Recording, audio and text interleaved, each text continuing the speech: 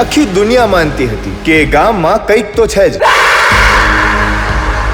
આ ગામ પર માધવનો શ્રાપ છે.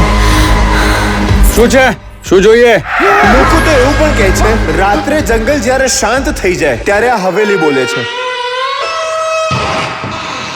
મહિનાની 13 તારીખે તડપતી આત્મા લાકડા માંગવા આવે છે. આ વખતે આવશે તો હું એને કહીશ કે મારો દીકરો પાછો આપી દે.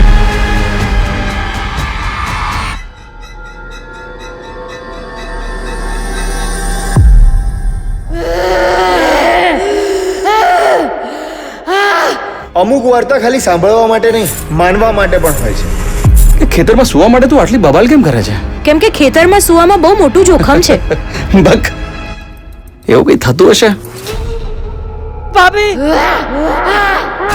મોટા ભાઈ, વિનોદ! મન્ના, મારા ભાઈને છોડી દો.